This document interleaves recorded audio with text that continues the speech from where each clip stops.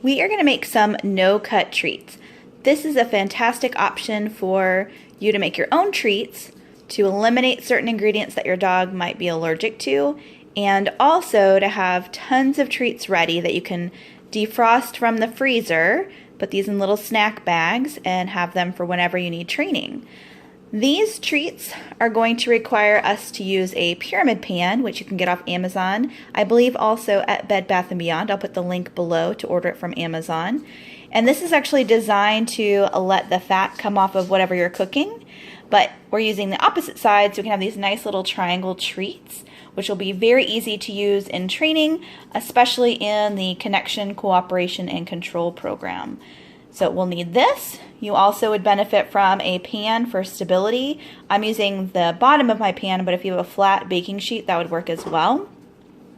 You'll also want a spatula. I'm going to use the scooper for my rice because it actually worked really nice the last time I did it.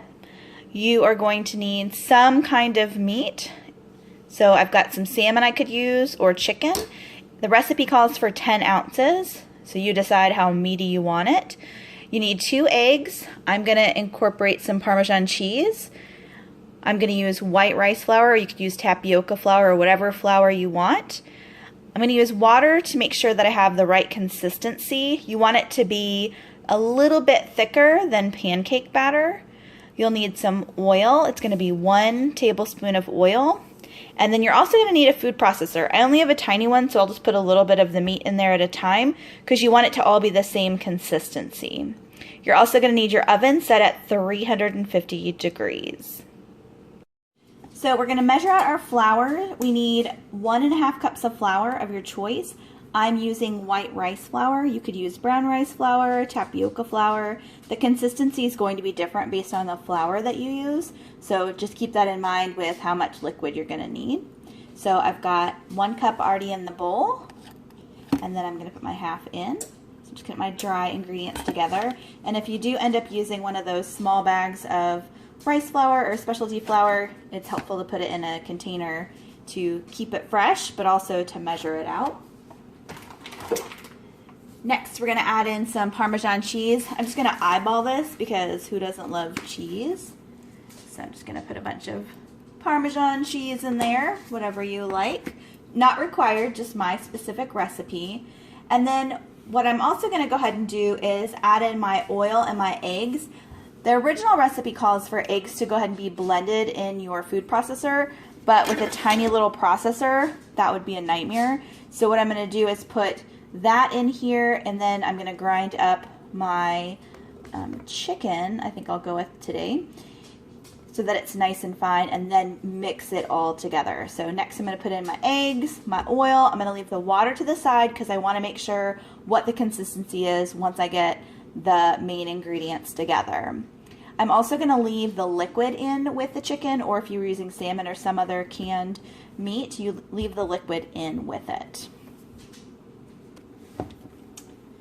So I decided to scramble the eggs a little bit. That way they're nice and incorporated before I put them into the mixture. I'll go ahead and get our oil out. I'm using pure vegetable oil. You could use another kind of oil if you needed to. So whatever you have, it doesn't have to be anything special. So that was a tablespoon of vegetable oil.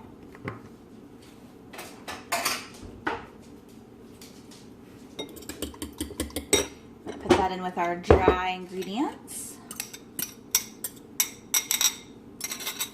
You'll hear my own dogs dancing around, waiting for the goodies to happen. So next what I'm going to do is open up my can of chicken. I'm going to process that. I'll save you the noise from that, and then I'll meet you back once I have that all ground up, and I'll be adding it to the bowl. Alright, I've got the chicken ground up. And I'm going to add it to our mixture.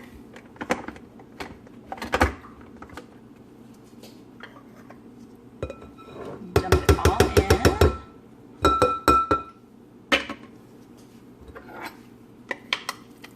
So that's our 10 ounces of chicken.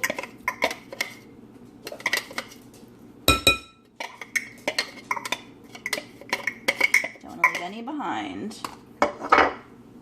and then I'm just gonna mix it up, see what the consistency is before we add any water.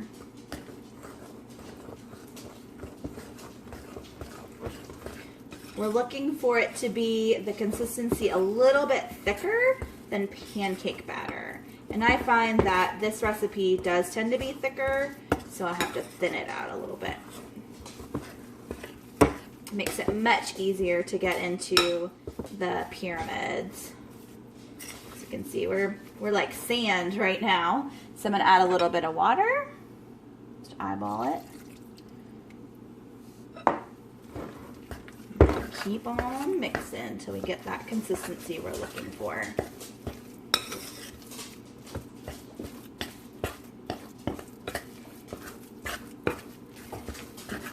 A little bit more, getting there.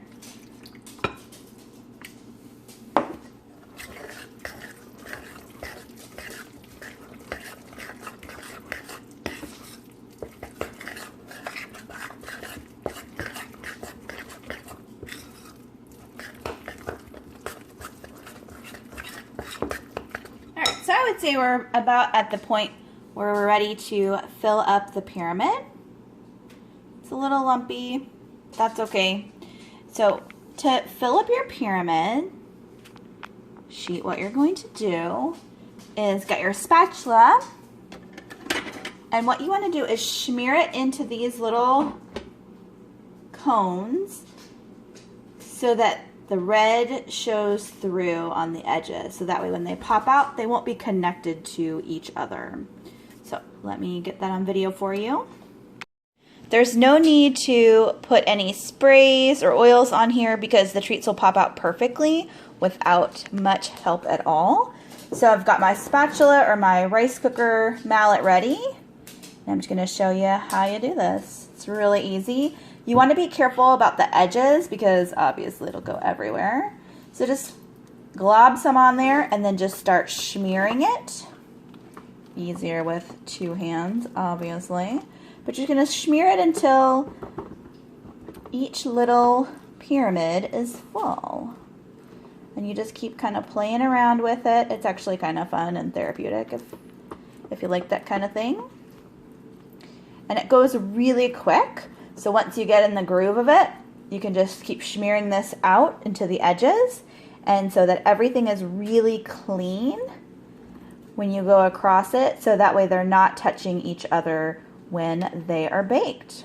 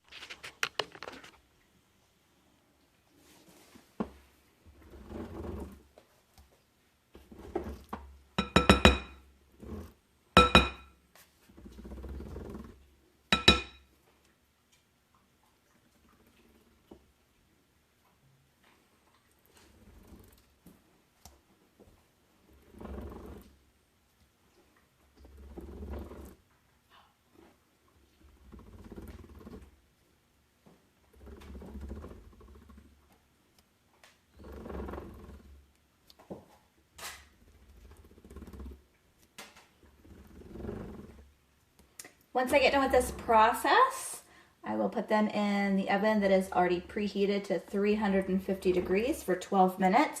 I'll keep an eye on them just in case maybe they cook a little faster, a little slower.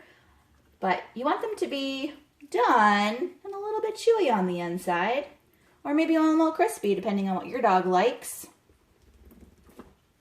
My guys like them a little on the chewy side. All right, so this is pretty cleaned up. Doesn't have to be perfect. It looks way better than when I started. I'll put these in the oven for 350 degrees for 12 minutes, and then I'll let you see the results.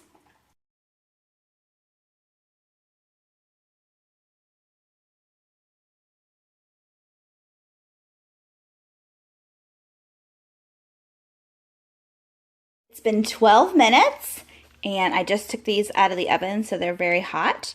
But this is, let it adjust for a moment.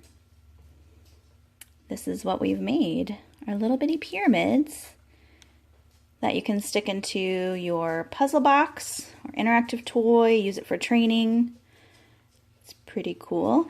So what I'm going to do next is I'm going to dump them into a container to let them cool, or I could even store them in here if I knew I was going to use them this week. Otherwise, I'll portion them out into little snack bags to take on appointments or work with my own dogs.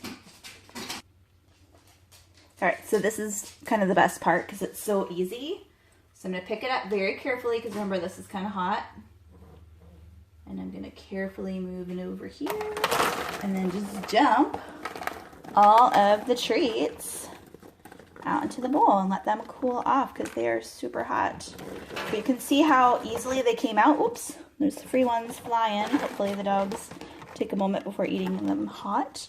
You can see they're just popping right out for the most part. I might have to wiggle this a little bit more, but then it'll be really easy to clean. You can just rinse it in a little soap and let it air dry. So this is what we've got. 556 treats done. And no number yet to go. If you make this recipe with this pyramid sheet, let us know how it goes. Post videos, replies, ask us questions.